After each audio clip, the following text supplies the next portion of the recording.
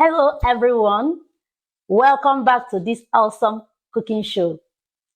Our main goal is to help you live better. We want to make sure you know about staying healthy, eating right, and feeling good mentally.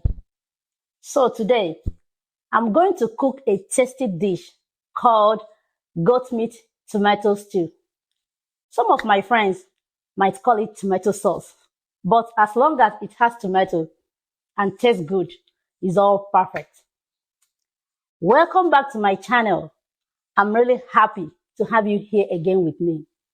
This time, I'll be making a big pot of tomato stew with goat meat, which can last for weeks for my family. Just like I discussed in my last video about life and stress, I also try to find a way to spend less time in the kitchen while making sure my family has enough food. So join me and see how I make a delicious, healthy stew with only a few ingredients that are good for you. So I have my tomato already. I got from my local market. I have my goat meat. I got from the farm. I have like 3 bags of it. I have my onions, my curry, my vegetable oil. I have my iodized salt, rosemary, thyme, my bell pepper. This one is optional, but I like using bell pepper. I have my habanero pepper over here. I have my ginger. Of course, you know that I can't cook meal without ginger. It's very healthy. I have my garlic and I have my celery. This is very good for health, especially for the heart. So sit back and let's do this together. Thank you. Okay, I start by washing, cutting, and blending my tomato. Oh, there are many of them, so it looks like I'm going to stay forever in this kitchen. Oh, don't mind, I will have to cut it short for you. We already know what tomato does to the body, just like I discussed more about that in my video titled How to Make Special Delicacy Veg Sauce. After that, I have got some red bell pepper, which I washed and cut open. As you can see on my tray, I have my habanero pepper, my onions, the garlics, the ginger, and this is celery.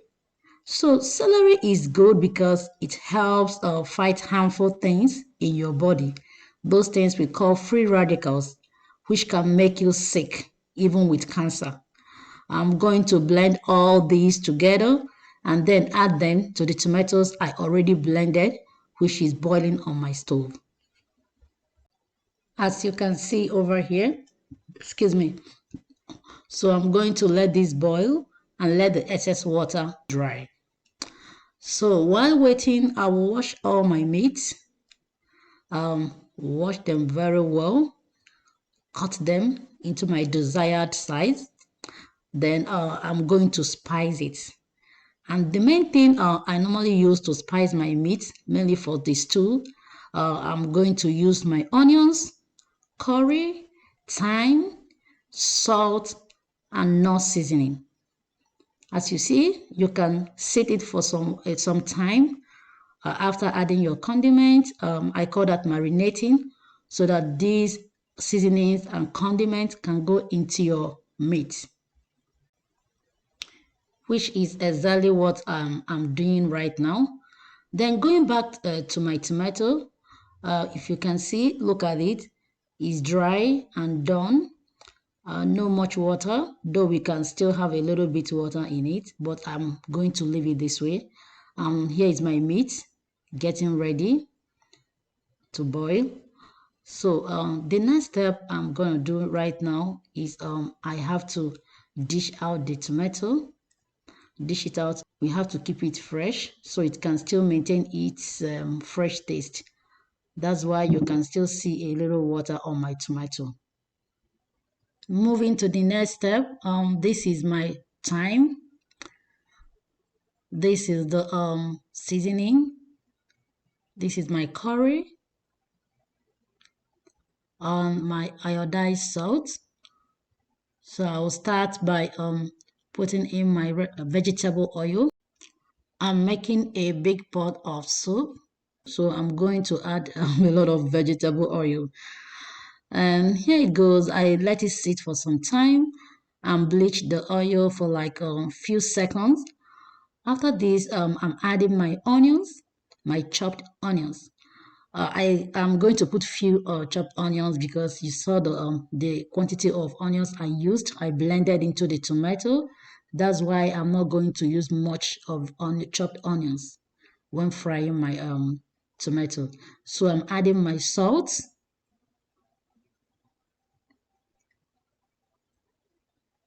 Turn it, stir. I'm going to add. This is the thyme. Then I'm adding my curry.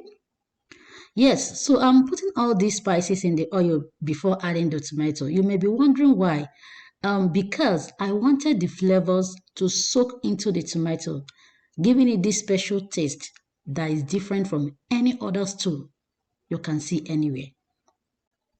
Then next time you're making your own stew, just try it this way and check the difference between the present one, how you made it this time, and how you've been making it.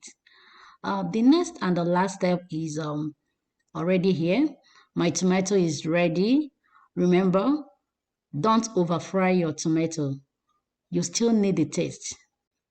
Over here, I'm going to stir the tomato, stir it very well, and sit it on the stove to boil. It's going to fry for some time. So one thing is sure that this too has to be delicious. Yes, delicious. Oh yeah. So as you can see, my tomato is drying, and here is my meat. My meat is already done. I tasted it. It's tender and soft, just like it should be. So my next step is transferring the meat into my stew, and that is final. Then the stew will be ready. So I'm trying to turn the meat very well. I will use the water that came out of the meat while boiling to make my stew. So it's not good to add extra water. So the stew is ready. So with this, I'm going to have some time off from the kitchen for quite a long time because I'm storing these in my freezer, using them when necessary. So you can actually eat this stew with boiled white rice or yam. Oh, thank you once again. And please don't forget to share, comment, and like this video. If this is your first time on this channel, subscribe and check out all our videos. So this is another opportunity to win something. We are giving another gift prize to one of our subscribers that can tell us the first tip that can make your food delicious according to this narration. Thank you.